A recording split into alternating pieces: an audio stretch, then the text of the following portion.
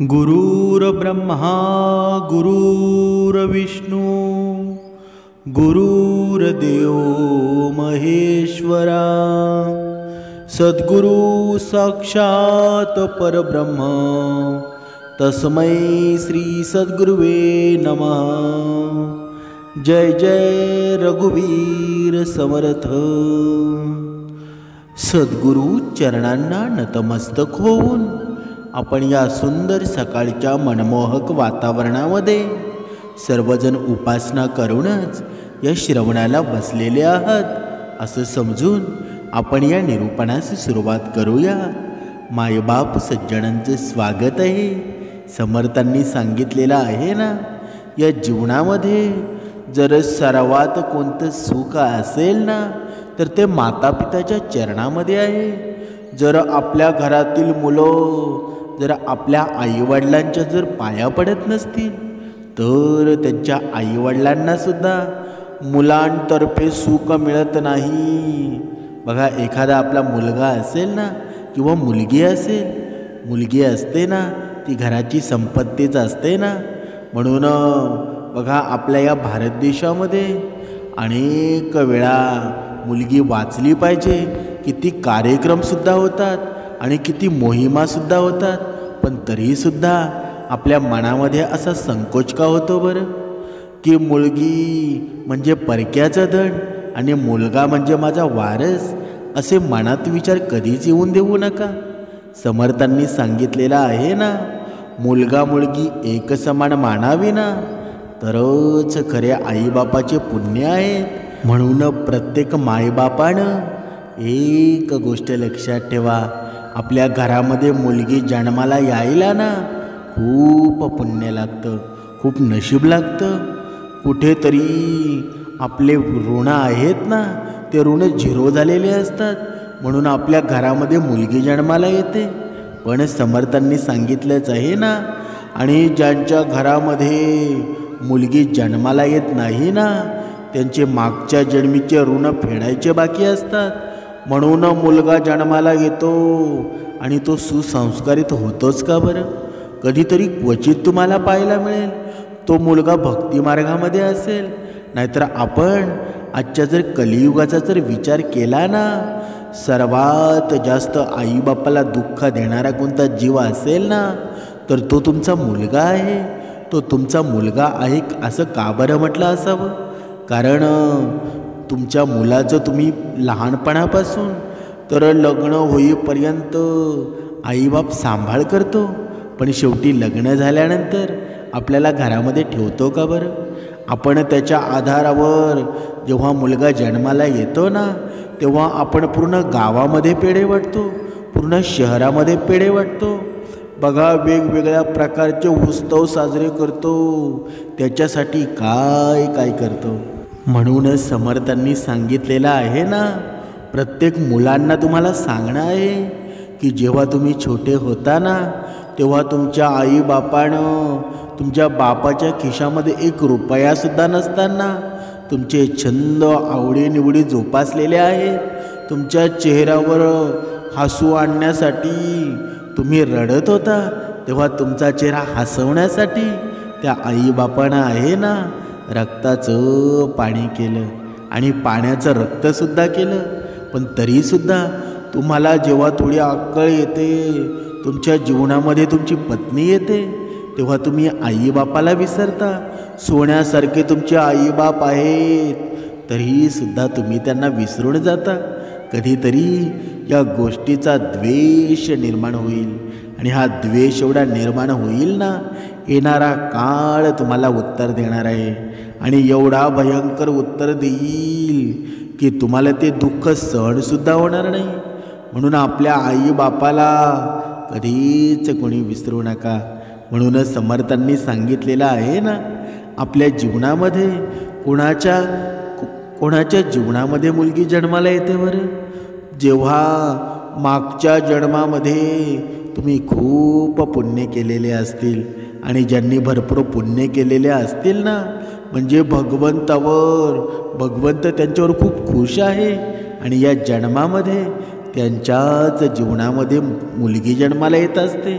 म्हणून आपण जर तुम्हाला खोटं वाटत असेल ना, तर तुम्ही आपली शेजारची घरं बघा चेक करू शकता, की ज्यांच्या घरामध्ये मुलगा आहे ना, बघा त्यांचे आईवडील खुश आहेत का, म्हातारपणाची काठी ते झालेले आहेत का, बघा तुम्ही विचार करा. आणि ज्यांच्या घरामध्ये मुलगी आहे, ज्यांच्या घरामध्ये 4-4, 5-5 मुली आहेत, त्यांचं आयुष्य बघा. बघा मुलगी जरी नवऱ्याच्या घरी गेलेली असेल ना, तरी तिकडनं सर्व सांभाळ आहे ना आईबापाचा मुलगी करत असते.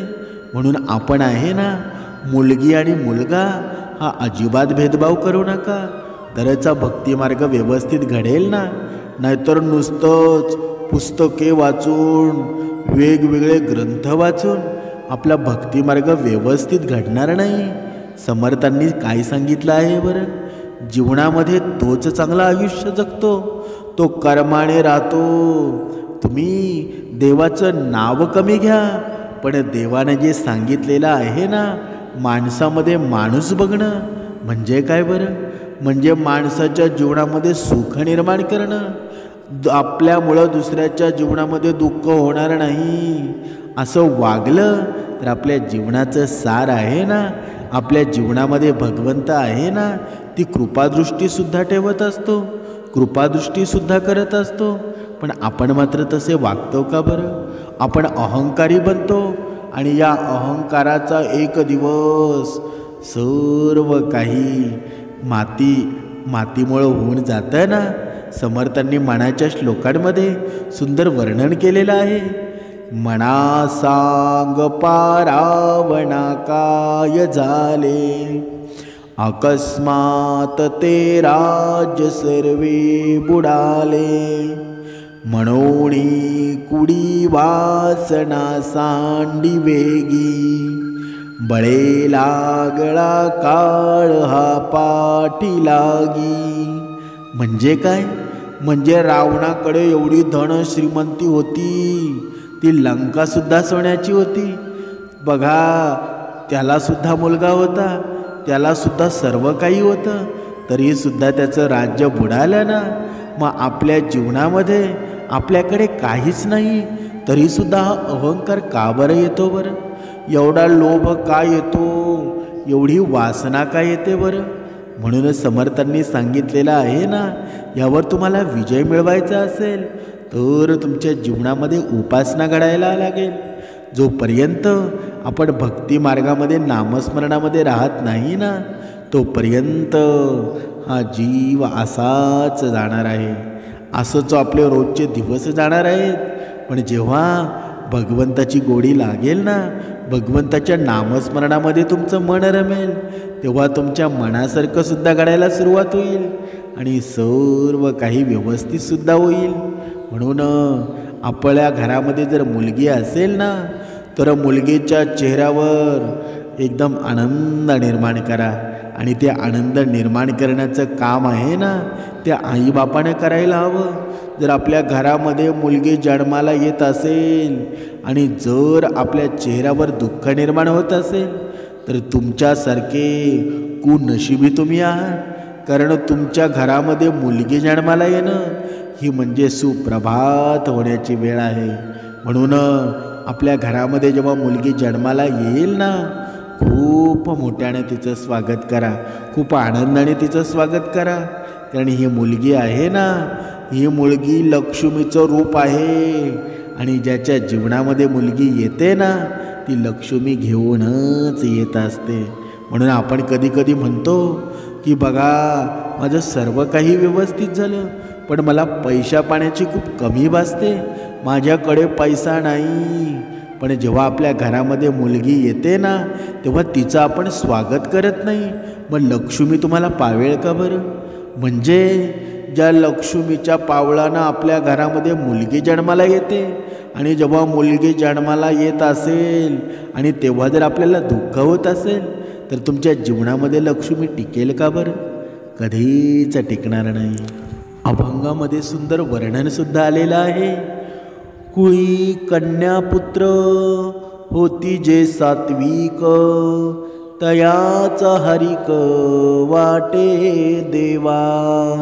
तयाच हरिक वाटे देवा. म्हणजे कन्येचं आहे ना पुत्राच्या अगोदर नाव घेतलेलं आहे. का घेतलेलं असावं बरं? कारण ग्रंथामध्ये सुद्धा शास्त्रामध्ये सुद्धा आहे ना, मुलीला खूप महत्त्व दिलेलं आहे, स्त्रीला भरपूर महत्त्व दिलेलं आहे.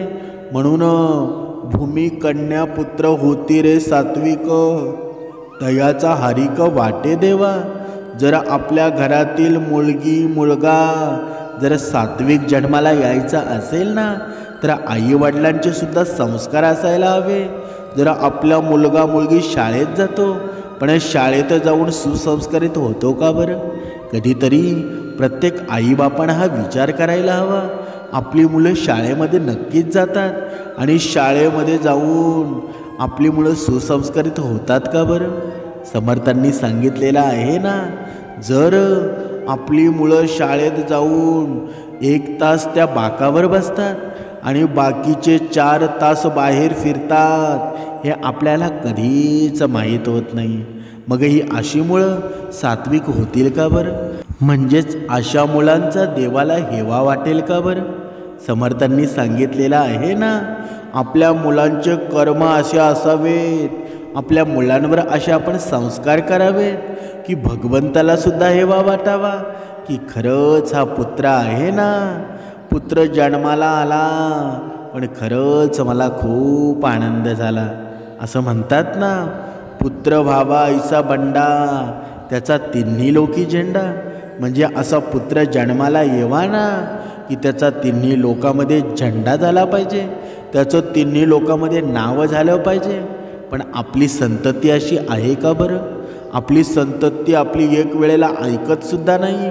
म्हणून आपल्या मुलांना आपल्या पूर्ण वचनामध्ये ठेवा, आपल्या पूर्ण संगतीमध्ये, संतांच्या संगतीमध्ये आणा, तरच आपली मुलं सुसंस्कृत होतील ना. तशी होतील का बरं? कधीच होणार नाही.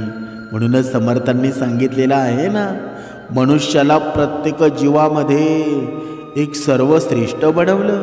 बघा हा मनुष्य आहे ना, मनुष्याला 2 पाय आहेत, 2 हात आहेत आणि इतर दुसरे प्राणी आहेत ना, बघा ते हातांचं आहे ना, हे 2 हात आहेत. या 2 हातांचा उपयोग पायासाठी करतात, म्हणजे आपण त्यांना 4 पाय आहे असं बोलतो. आणि हा मनुष्य प्राणी असा एकच आहे की 2 पायांवर उभे राहतो, म्हणून त्यांना आपण पाय बोलतो. आणि हे 2 हात आहेत ना, ते जमिनीपासून दूर आहेत, त्यांना आपण हात बोलतो. म्हणजेच जर कुठे भक्ती मार्ग चालू असेल, कीर्तन चालू असेल, नामसंकीर्तन आपल्या या वैखरीमध्ये आलं, या आपल्या या मनामध्ये जर निर्माण झालं ना, कुठे कीर्तन चालू असेल तर या 2 हातांनी टाळी वाजवावी. नाहीतर कधी या 2 हातांचे पाय होऊन जातील पुढच्या जन्मात तुम्हाला कळणार सुद्धा नाही. बघा समर्थांनी सांगितलं आहे ना, माणसाचं जीवन एवढं श्रेष्ठ असावं ना, तर प्रत्येक क्षणोक्षणी भगवंताला हेवा वाटायला हवा. पण आपल्या जीवनाचा भगवंताला हेवा वाटतो का बरं? आपले एवढे नशीब आहेत ना, आपण या समर्थ विचारांमध्ये आहेत, समर्थ चरणामध्ये आहेत, म्हणून आपलं जीवनसुद्धा सुंदर आहे. आपल्या जीवनामध्ये हा भगवंत वेळोवेळी आपल्याला प्रचिती देत असतो आणि ते आपल्याला सुखसुद्धा मिळतं ना. समर्थांनी सांगितलेलंच आहे ना, हरी कीर्तने प्रीती रामी धरावी, देहे बुद्धी निरूपणी विसरावी, परद्रव्य आणि कांता परावी, यदर्थी मना सांडी जीवी करावी. म्हणजे काय बरं? म्हणजे हरी कीर्तनामध्ये जिथे आपल्या या कानावर शब्द ऐकू येतील ना, बघा मगाशी म्हटल्याप्रमाणे, तेव्हा आपले 2 हे हात आहेत ना, या हात एकत्र यायला हवं. पण कधीकधी आपण काही माणसं बघतो, जरी घराच्या समोर घराच्या बाजूला कीर्तन चालू असेल, सत्संग चालू असेल, निरूपण चालू असेल, तरीसुद्धा घरामध्ये TV लावून बसतात, TV लावून सिरियल बघतात. मग या अशा लोकांना भगवंताची प्राप्ती कधी होईल का बरं? जन्माला येऊन या जमिनीवर बोजत झालेले आहेत ना. म्हणूनच समर्थांनी सांगितलेलं आहे, हरी कीर्तनामध्ये आपलं मन घट्ट करावं. ही देहबुद्धी आहे ना, ती निरूपणामध्ये जेव्हा तुम्ही निरूपणाला श्रवणाला बसता ना, तेव्हा सर्व काही विसरून जावं आणि हे सर्व काही संसार विसरून जाऊन आपलं मन तिथे भगवंतापाशी ठेवावं. जेव्हा तुम्ही असं कराल ना, तेव्हा तुमच्या जीवनामध्ये खूप मोठा बदल घडून येईल. तुमच्या जीवनामध्ये अशी ऊर्जा निर्माण होईल ना, तुम्हाला मनोमन भगवंताची मूर्ती दिसायला लागेल. भगवंत नक्की तुम्ही म्हणता ना की आम्ही एवढे वर्ष भक्ती करतो, एवढे वर्ष झाली आम्हाला भगवंताची प्रचिती येत नाही. मग तुमच्यात काहीतरी दोष आहे. तुम्ही जे काही करता ना ते चुकीचं करत आहात. म्हणून पवित्र मन ठेवा आणि पवित्र मनाने केलेली भक्ती भगवंताला खूप आवडते. तुमच्या जीवनामधला जो अहंकार आहे ना की मीच सर्वात भगवंताचा भक्त, माझ्याशिवाय काहीच होऊ शकत नाही, मी जर श्रवणाला गेलो नाही ना, मी जर एक नंबरला बसलो नाही तर तिथे कोणी बसणार नाही, मीच तिथे बसणार, माझी ही जागा फिक्स झालेली आहे. बघा कधी कधी काही माणसं असतात ना, श्रवणाला जातात आणि बघा भिंतीला टेकून बसतात. कधी कधी काही खांब असतो त्याला टेकून बसण्याचा प्रयत्न करतात. म्हणजे कधी कधी आपला मीपणा आहे ना, कधी कधी भगवंताला सुद्धा आवडत नाही. म्हणजे काय बरं, ज्यांना त्रास असतो ना त्यांनी बसलेले ठीक आहे, पण नवीन तरुण मुलंसुद्धा तशी बसतात. मग आता म्हातारं कोण आणि तरुण कोण हे तुम्हालाच कळायला असेल. म्हणूनच समर्थांनी सांगितलेलं आहे ना, आपल्या जीवनामध्ये जर आपलं हे शरीर चांगलं आहे ना, तोपर्यंत मनुष्याने भक्तिमार्ग करायला हवा. जेव्हा काळ कधी येईल आणि घेऊन जाईल आपल्याला कळणारसुद्धा नाही. म्हणून ज्यावेळी तुम्ही भक्ती मार्गाला लागाल ना, तो त्यावेळी असा एक दिवस असा येईल ना, तुमची सर्व क्रिया पलटी होऊन जाईल. तुम्ही रंकाचे राजासुद्धा होऊ शकता आणि राजाचे रंकसुद्धा होऊ शकता. राजाचा रंक कधी होतो बरं? जेव्हा आपण वाईट मार्गाने धन गोळा करतो, वाईट मार्गाला जातो, वासनेच्या आहारी जातो, तेव्हाच राजाचा रंक होतो ना. पण या भक्ती मार्गामध्ये एवढी पावर आहे ना, रंकाचा राजा झाल्याशिवाय राहणार नाही. म्हणून आपण पाहत होतो ना, मुलगी जन्माला येणं म्हणजे आपलं नशीबच लागतं. म्हणून ज्यांच्या घरामध्ये मुलगी आहे ना, ती लक्ष्मीचं रूप आहे. तिला जपून ठेवा, तिला कधीच दुःख देऊ नका. जर कुणी तुमचे शत्रू असतील, तुमचे मित्र असतील, तुमचे नातेवाईक असतील, जर तुम्हाला म्हणत असतील की बघा तुम्हाला मुलगा व्हायला पाहिजेत होता, आता मुलगी होऊन परत तुम्हाला मुलगा पाहिजे, तर त्यांना नक्की सांगा की मुलगी माझं खरं धन आहे आणि हे धन आहे ना ते भगवंताला प्रिय आहे. जी वस्तू भगवंताला प्रिय असते ना ती मनुष्याच्या पुढे काहीच नाही. म्हणूनच समर्थांनी दिलेली भेट आहे. म्हणून आवडीनं मुलीचं संगोपन करा, तुमच्या जीवनामध्ये कधीच काही कमी पडणार नाही. म्हणजेच कधी कधी मनुष्याला आहे ना, आपले मित्रपरिवार असतात, याविषयी टोकत असतात की माझ्या जीवनामध्ये मुलगा आहे, तुझ्या जीवनामध्ये मुलगा कधी होईल बरं? पण निराश होऊ नका, नाराज होऊ नका.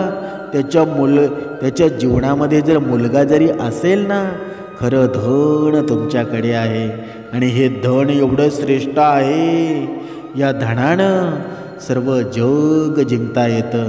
म्हणूनच समर्थांनी सांगितलेलं आहे ना, तुटे वाद संवाद तेथे करावा, विवेके अहंभाव हा पाळटावा, जणी बोलण्यासारखे आचरावे, क्रिया पाळटे भक्ती पंथेची जावे.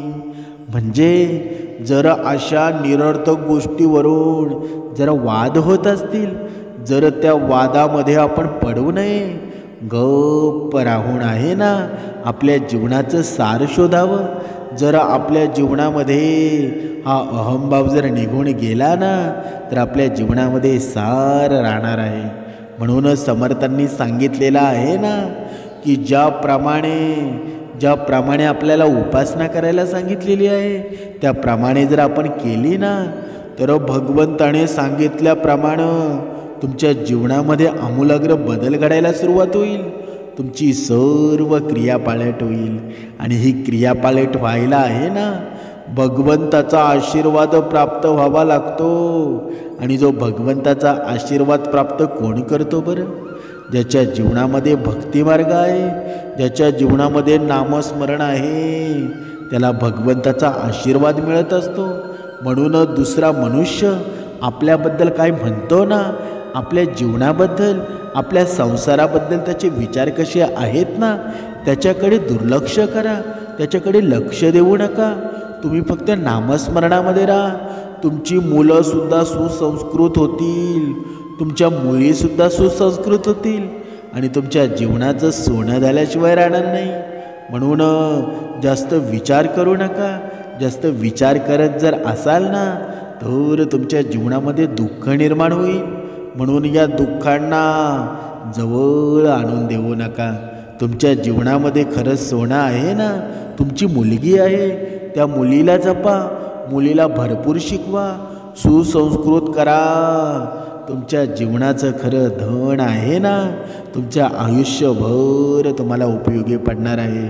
आणि ही मुलगी आहे ना, जेवढं मुलगा करत नाही तेवढं आईबापासाठी मुलगी करत असते.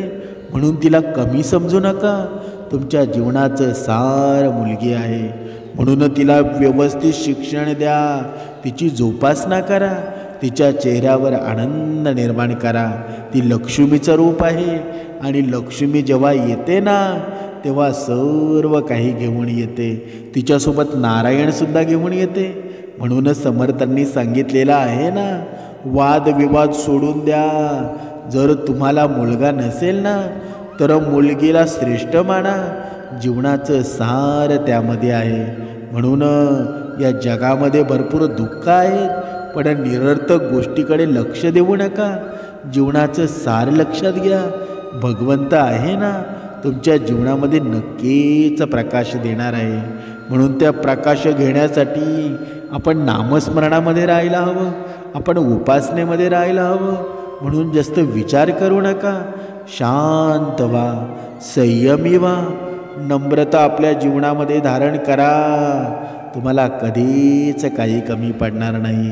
सद्गुरूंचे आशीर्वाद आहेत ना, समर्थांचे आशीर्वाद आहेत ना, ते निरंतर तुमच्या पाठीशी आहेत. म्हणूनच समर्थांनी सांगितलेलं आहे ना, या जगामध्ये जर सत्य जर काही असेल ना तर ते भगवंताचं नाम आहे. आणि या नामाची एवढी शक्ती आहे ना, जर एखाद्या मनुष्यानं भगवंताचं नामस्मरण केलं, भगवंताचं नाम घेतलं तर वेळ आल्यावर भगवंत आहे ना कोणत्या ना कोणत्या रूपामध्ये येऊन तुम्हाला मदत कधी करून जाईल ना, तुम्हाला कळणारसुद्धा नाही. म्हणून भगवंताला कधीच विसरू नका, कारण जीवनाचं सार माझा भगवंत आहे. म्हणून वाईट वागू नका, दुसऱ्याच्या जीवनामध्ये दुःख निर्माण करू नका. तुमच्या जीवनामध्ये सुखच निर्माण होणार. आयुष्यामध्ये किती कमावलं ना, किती गेलं, किती वाया गेलं याकडे लक्ष देऊ नका. कारण जोपर्यंत जेव्हापासून तुम्ही जन्माला आले ना तेव्हापासून तुम्ही कमवत आहात, पण आजपर्यंत ते कमवलेले पैसे तुम्ही खाल्ले का बरं? त्याच्यामध्ये तुमची भूक भागली का बरं? म्हणजेच समर्थांनी काय सांगितलं आहे, तुमच्या जीवनाचं सार आहे ना एक क्षणिक सुख नाही आहे, तर ते आहे भगवंताचं नामस्मरण. या नामस्मरणाला अजिंक्य ठेवा आहे आणि या ठेव्यामध्ये आहे ना आपलं मन रमवा. या निरर्थक गोष्टींकडे लक्ष देऊ नका. तुमच्या जीवनाचं सार जेव्हा तुम्हाला कळून जाईल ना तेव्हा तुम्ही भगवंताचं स्वरूप होऊन जाल. आणि जेव्हा मनुष्य भगवंताचं स्वरूप होतं ना तेव्हा तो इतरांना सुद्धा मदत करतो आणि आपल्या जीवनात सुद्धा आनंदी होतो. जय जय रघुवीर समर्थ.